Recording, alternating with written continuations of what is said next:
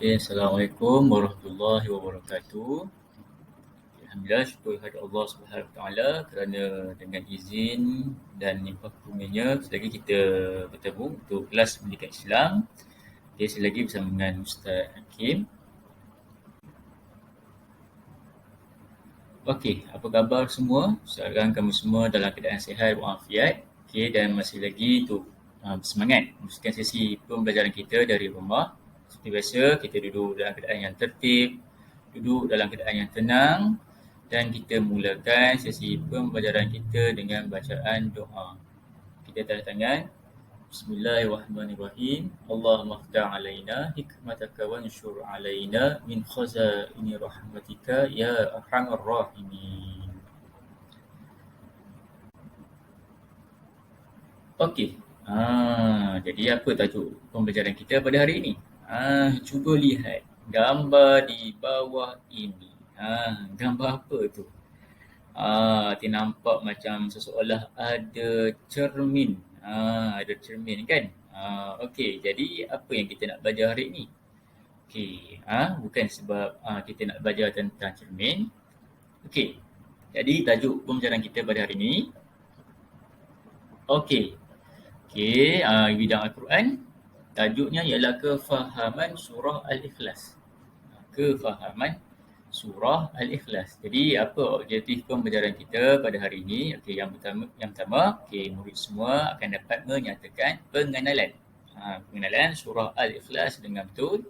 Okey, yang kedua menyatakan 4 tuntutan surah Al-Ikhlas dengan betul. Okey, 4 tuntutan. Dan yang ketiga menyatakan 3 kepentingan surah Al-Ikhlas. Okey. Jadi kita nak tahu apa dia pengenalan surah Al-Ikhlas, apa dia tuntutan surah Al-Ikhlas dan apa dia kepentingan surah Al-Ikhlas. Okey, kita pergi yang pertama. Okey, pengenalan surah Al-Ikhlas. Okey, baik. Saya yakin kamu semua dah hafalkan surah Al-Ikhlas, iaitu dimulakan dengan ayat Qul huwallahu ahad. Okey, itulah surah Al-Ikhlas. Jadi surah Al-Ikhlas ni di dalam Al-Quran merupakan surah yang ke-112. Berapa? 112 di dalam Al-Quran. Dan surah Al-Ikhlas mengandungi 4 ayat. Mengandungi 4 ayat dan surah Al-Ikhlas ini diturunkan di Mekah. Di Mekah. Disebut sebagai ayat Makkiyah. Ayat Makkiyah diturunkan di Mekah. Jadi surah Al-Ikhlas ni dia ada 4 ayat diturunkan di Mekah dan mengandungi 112 surah yang ke-112 dalam Al-Quran. Minta maaf. Surah yang ke-112 di dalam Al-Quran mengandungi 4 ayat dan diturunkan di Mekah. Tadi Ustaz ada katakan gambar cermin tu apa kan kaitan dengan surah Al-Ikhlas. Surah Al-Ikhlas. Al-Ikhlas ni bermaksud dia macam tembusan. Tembusan ataupun cermin tu yang sinar tu kita boleh nampak di dalam. Jadi itulah maksud Al-Ikhlas. Ikhlas tu bermaksud dia macam bersih, suci. Dia nampak tembusan cermin tu kita nampak terang sangat dalamnya. Itu maksud Al-Ikhlas. Jadi kita ingat surah Al-Ikhlas ni turun di Mekah mengandungi 4 ayat dan surah ke-112 di dalam Al-Quran. Apakah tuntutan surah Al-Ikhlas? Kita pergi satu persatu. Ayat yang pertama. Bismillahirrahmanirrahim. Qul huwallahu ahad. Apa maksud dia? Katakanlah, wahai Muhammad, Nabi kita, Tuhanku ialah Allah yang Maha Esa. Jadi Nabi SAW ketika ini berada di Mekah. Nabi mengajak kaumnya, mengajak masyarakat Arab, Quraisy ketika itu untuk menyembah Allah. Menyembah Allah Tuhan yang Esa. Jadi Nabi pun menyampaikan dakwah tersebut dengan menyatakan Tuhanku ialah Allah yang Maha Esa. Jadi apa tuntutannya pada ayat pertama ni? Islam adalah agama tauhid. La ilaha illallah Muhammadur Rasulullah. Itulah kalimah tauhid kita. Okey, maka kita kena yakin bahawa Allah itu Maha Esa. Allah Tuhan yang sahaja berhak disembah dan diibadah. Jadi kita kena faham, yakin tu maksudnya kena 100%. Dia bukan 99.9%. Dia kena 100%. Okey, bahawasanya Allah tu Tuhan yang Esa, Allah sahaja Tuhan yang mentadbir alam, Allah sahaja yang Tuhan yang berhak kita sembah. Itu kena faham tu. Jadi maksudnya kita kena ikhlas beribadah semata-mata kerana Allah. Solat kita, puasa kita, amal ibadah kita yang lain pun hanya semata-mata kepada Allah Subhanahu Wa Taala. Niat kerana Allah Subhanahu Wa Taala. Okey. Okey. Bagaimana pula dengan ayat kedua? Okey. Allahus Samad. Apa maksud dia? Allah menjadi tumpuan sekalian makhluk untuk memohon sebarang hajat. Maksudnya di sini hati kita bergantung harap kepada Allah Subhanahu Wa Taala.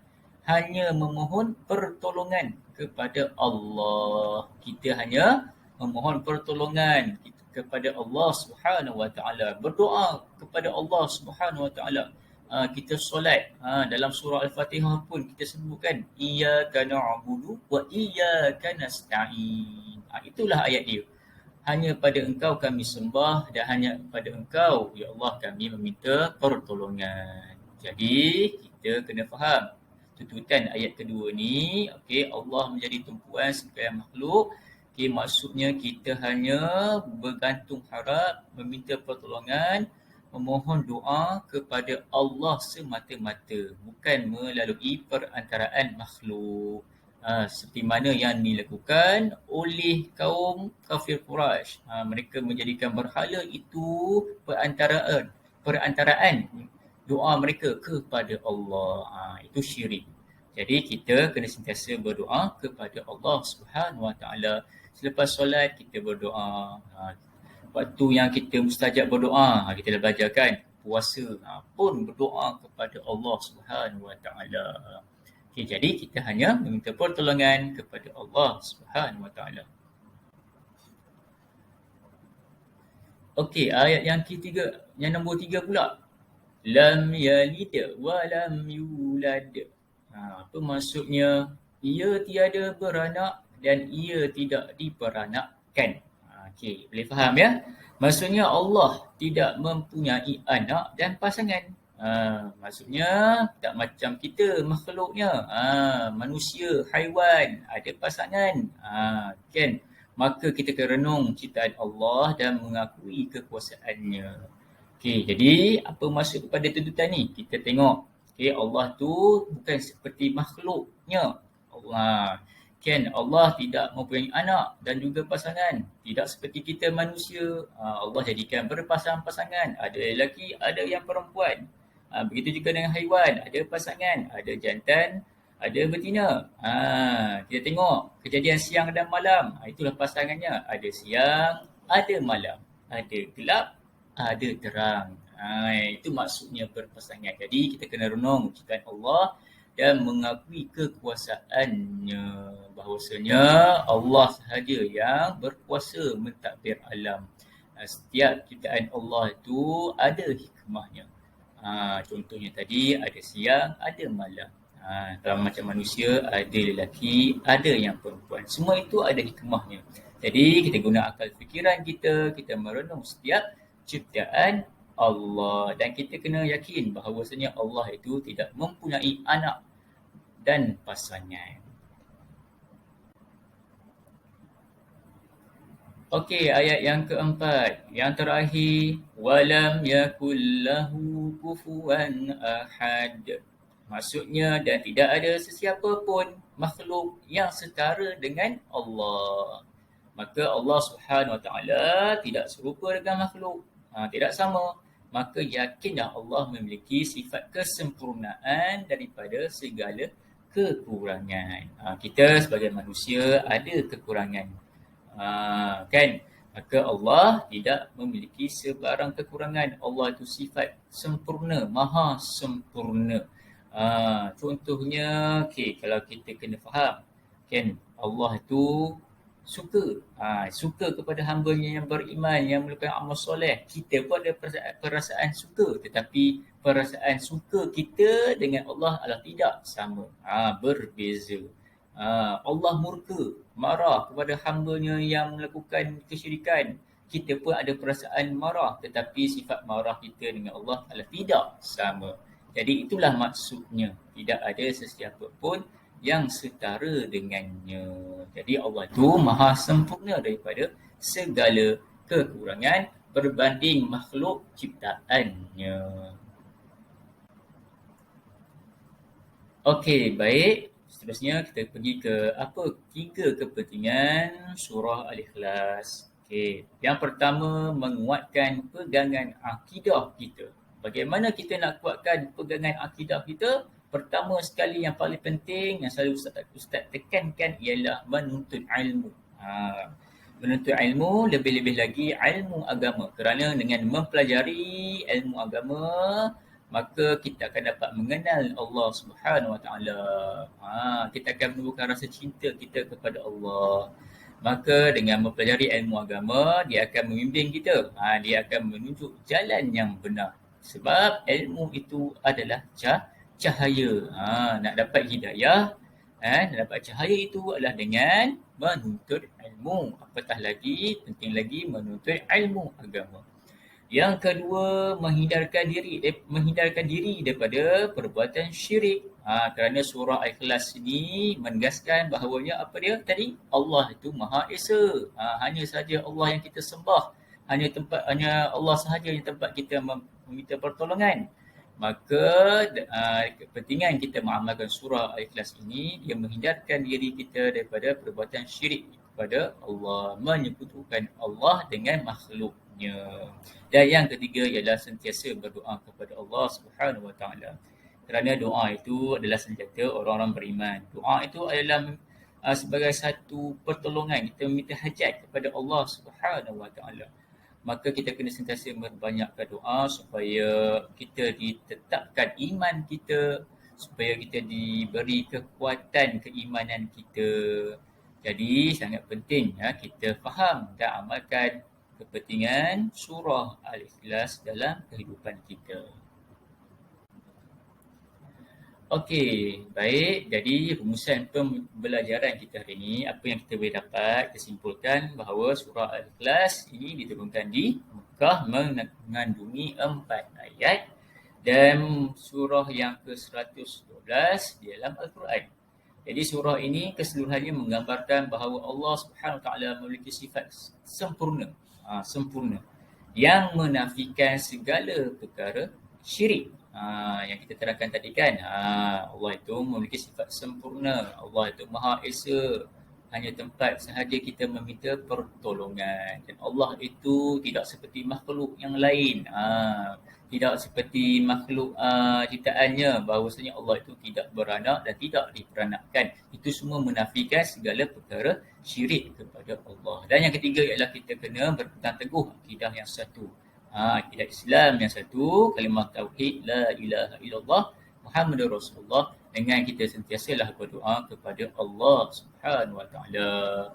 Kita solat, kita sujud, kita berdoa kepada Allah Subhanahu Wa Taala. Okey, ini ada sebagai tambahan info. Okey, surah Al-Ikhlas ni ada kelebihannya. Ada Nabi terangkan. Nabi kita Muhammad SAW ada terangkan kelebihan surah Al-Ikhlas, iaitu satu kali. Sekali kita baca surah Al-Ikhlas adalah menyamai 1/3 Al-Quran. Pahala tu menyamai kita membaca 1/3 surah-surah dalam Al-Quran. Jadi kalau kita baca 3 kali, seolah-olah kita membaca keseluruhan surah di dalam Al-Quran. Jadi itu adalah kelebihan surah Al-Ikhlas. Okey, ni sebelum kita tamat sesi pembelajaran kita pada hari ini, kita sama-sama jom kita amalkan doa yang Nabi ajar kepada kita. Doa ini adalah untuk meneguhkan iman kita, iaitu ya muqallibal qulub sabbit qalbi ala dinika.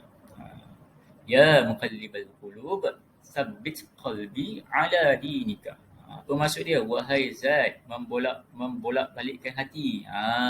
Okey, maksudnya hati kita ni Allah pegang. Jadi kita minta kepada Allah, teguhkanlah hatiku di atas agamamu. Atas agama Islam. Okey, atas keimanan supaya kita meninggal. Okey, pada penghujung hayat kita meninggal dalam keimanan. Okey, baik. Sekian saja pembelajaran hari ini. Okey, tahniah atas komitmen.